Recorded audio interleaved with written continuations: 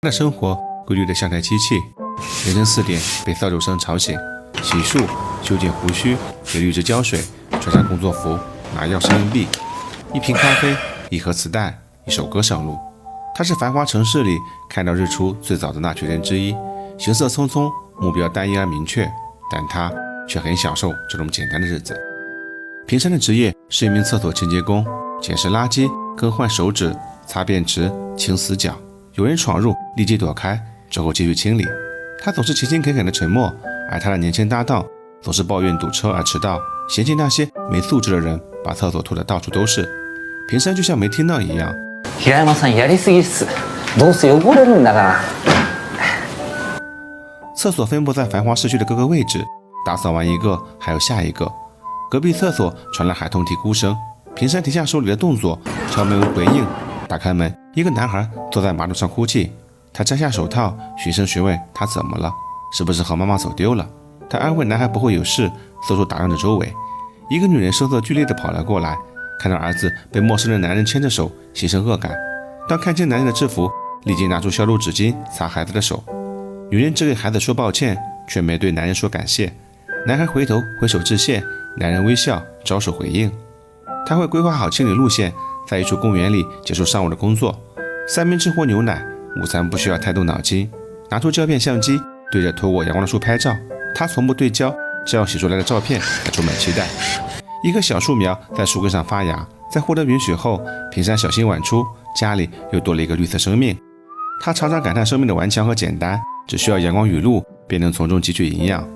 他在工作时从不说话，那样显得累赘而且没有效率。How the hell does this work?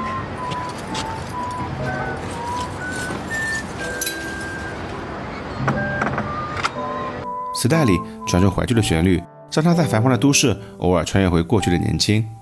结束一天的工作，换好衣服赶去澡堂，他总会是第一个，洗掉气味，洗去疲劳。他喜欢看别人的热闹，不用去揣测，从他们的面部表情就能感受到这样的简单直接，他很享受。睡前的一本书是迎接困意的朋友，带着对书的理解和自己的经历，让梦变得扑朔迷离，充满期待。扫帚声透过窗户准时传来，新的一天开始，循环重复，还是那些工作，连文案都不用改。搭档突然工作的很有效率，原来有个女孩在等着下班。车子突然哑火，搭档一脸哀求，希望能送他们一程，今晚不能错过约会。なんとかそこをなんとか。平山委屈地挤在后座，与工具为伍。男孩倒是一脸得意，和女孩介绍起平山前辈。女孩没有兴趣，随手翻出一盒磁带，却不知道怎么放进老师的机器里。平山像保护珍贵的宝物，小心放进磁带机。不属于这个时代的旋律流淌出，女孩倒显得很喜欢，这让她却意外。听歌识曲，加入收藏。平山虽然看不懂操作，但看得出他喜欢这首歌。男孩想引起女孩的注意，高谈阔论。女孩让他闭嘴，他只想听歌。他还要去酒吧加班，男孩很失望。分别前将磁带偷偷放进女孩包里，聊表心意。男孩仰天长叹，没钱怎么谈恋爱？他突然打起了磁带主意，说不定这些老古董能卖出好价钱。实在受不了男孩叨扰，平山只能去看看，但绝不会卖。老板给出了很高的价钱，男孩像发现了商机，一盒磁带竟然能卖出700块。平山不卖，男孩抢走。金がないと恋もできないなんて何なんですか俺。平山没有卖掉磁带，而是借给他一些钱。男孩像只兔子不见踪影，店里只飘着他感谢的话。ありがとうございました。平山做梦也不会想到，店主的话很快就应验了。带着男孩到处闲逛，油箱见底，钱包空空，唯有磁带。生活可以没有音乐，但不能没有汽油。一碗热气腾腾的泡面下肚，总算给今天的狼狈画下句号。只是在梦里，他依旧疲于奔命。扫帚声依旧准时响起，平山抬头看见小笑，却打起哈欠。昨晚没有睡好，一次小插曲并没有改变生活的节奏，他还是一如既往的沉默和工作。无论马桶盖、按钮、镜子、地板都要擦得一尘不染，就算很快会被弄脏。打扫时，他发现了一张隐藏的纸，上面画着井字球游戏。他没有在意，扔进垃圾袋。还是到公园吃饭、拍照、看茂盛的大树。一个眼神涣散的女人吃着东西，看不到半点生气，像被榨干了精神。平山礼貌问候，却感受到了压抑。就在要去清理下一个厕所时，他忽然想到了那张纸。如果这也是某个人情绪宣泄的小出口，他何不帮个小忙呢？于是他画了下一步，又塞了回去。泡澡、小吃、看书、睡觉、做梦，他的生活依旧循环有序。あやちゃんもうダメかもしれないです。10のうち2くらいかもです。まだ諦めたわけじゃないんですけど。男人好像并不只会发牢骚和谈恋爱，他对一个小糖友非常友好，被拽着耳朵也只是露出笑脸。平山觉得人与人的羁绊很奇妙，就像他和男孩，男孩和另一个男孩。那张纸还在，而且画上了下一步。平山微笑拿出笔，留下对策，期待回应。女孩说着抱歉，不知道磁带怎么会在包里，她想在归还前再听一遍。老派旋律和金色头发格格不入，但歌曲里的自由却是她可望而不可及的。她和男孩分手，现实无法让他们在一起，她痛苦却无人倾诉。平山成了她的倾听者，于是他留下一个感谢的吻和一个恍惚的他。被人回应对平山来说是奢侈的，他一个人生活，独自面对，习惯一面之缘的冷漠，却被突如其来的温暖所打动。周末把衣服扔进干洗店，更换新的胶卷，清理房间，铅笔倒带，撕毁不合期望的照片，带到书店选本书，简单而目标明确。他喜欢这种有序的生活。平山是餐馆的老顾客，老板娘的殷勤招待惹来同桌的调侃，平山只是笑，从不争论。老板娘的歌声带着一股历经沧桑的味道，与他的经历不谋而合。井字球游戏又有了新的进展，平山掏出笔，画出下一步。女白领吃着三明治，打量着他，目光里似乎带着猜测。女孩的一声舅舅让平山不知所措，他极力在脑海中搜索，一个可爱的身影慢慢浮现，她是妹妹的女儿妮可。当初她还只是一个爱哭鼻子的小女孩。妮可的到来打乱了平山规律的生活，哪怕他再小心翼翼，还是吵醒了妮可。おじさん、もう仕事？ついて行っていい？这么多年，第一次有人坐他的副驾，不是工作，而是陪伴。那些比自己还大的磁带，让妮可感到新鲜，也对自己许久不见的舅舅感到好奇。他爱听怀旧的音乐，不嫌弃肮脏的马桶，不在乎别人的冷眼，看着他却总是笑脸。亲人的羁绊，哪怕是分离，也很难被割断。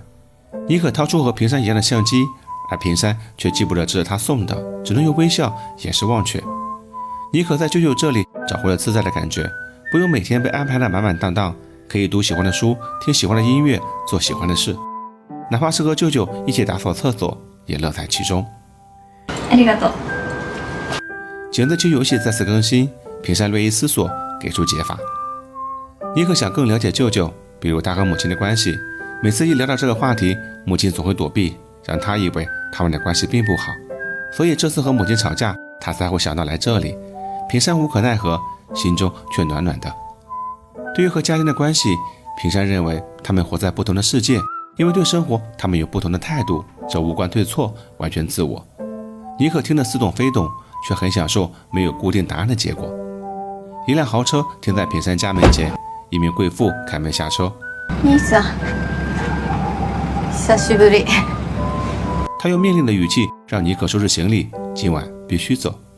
妮可想留下，而平山不愿他们母女的关系恶化，安慰她以后随时可以来。贵妇加重语气，妮可无奈照做。女人拿出见面礼，是她最喜欢吃的巧克力。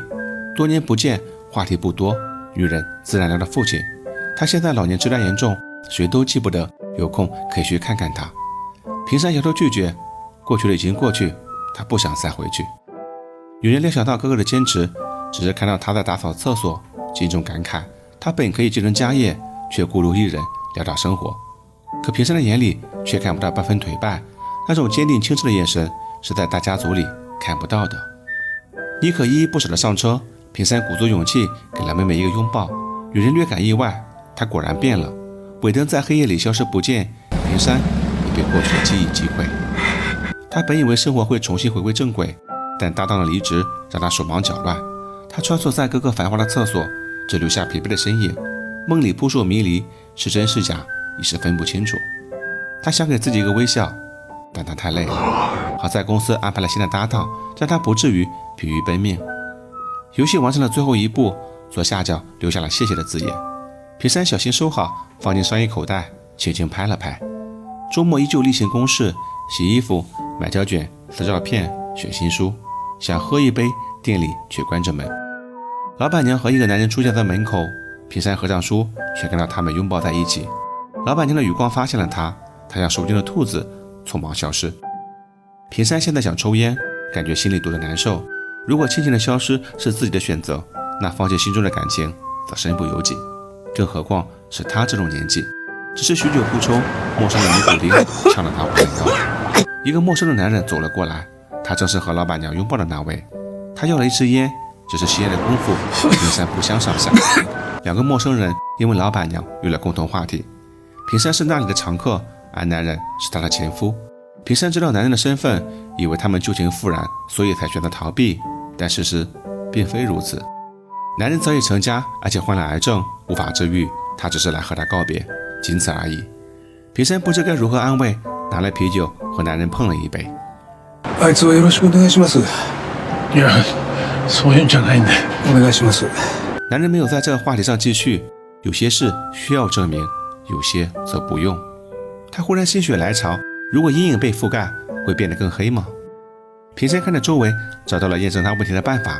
他蹲在前面，自己的影子被他的覆盖，黑色相融，分不出彼此。平山认为影子的确更深了一点，男人却很失落，他看不出痕迹，就像看不到自己的未来。影踏みしましょうか。平山突然天马行空地说道。男人一愣，欣然答应。天桥下，两个年过半百的中年人重新焕发活力，快乐的像个孩子，丝毫看不出一个癌症晚期，一个无家可归。梦里依旧千奇百怪，找不到头绪，但每每最后，他都能看到穿过树叶散发的阳光，感受到它传来的温暖力量。太阳依旧照常升起，生活还是按部就班。提神的咖啡，陶醉的音乐，汽车的轰鸣，熟悉的街道。这条路他走了无数次，有过为生活挣扎的迷茫，不被理解的痛苦，也有追求内心的平静，看开一切的豁达。这条路见证了他的喜怒哀乐，悲欢离合。生活或许充满敌意，但能找到属于自己的避风港，这何尝不是最完美的日子？被扫帚声吵醒会笑，给绿植浇水会笑，看到蔚蓝的天空会笑，看到调皮的孩子会笑，被误会会笑，看到茂盛的树会笑，听到喜欢的音乐会笑，看着路过的孩子会笑。他是一个走出豪门的绅士，也是一个默不作声的清洁工。他擅长在平凡的日子里找到属于自己的快乐。他文艺但不做作，没有汽油就用磁带换掉，因为生活还得继续。那张井字旗或许是白领留下的，亦或是某个人打发无聊的时光所为，但当得到谢谢的回复，这就成了他们共有的小确幸。这种微不足道的幸福却能给人带来满足。他像树一样不说话，隐藏自己的存在，却生机勃勃地活着。电影中的梦境常常出现夜袭间散落的阳光，是充满希望的意象。小人物也不要只埋头干活，抬头看天，那方寸的阳光或许也能带来新生的希望。人生如戏，戏如人生。我是吴念，期待下次相遇。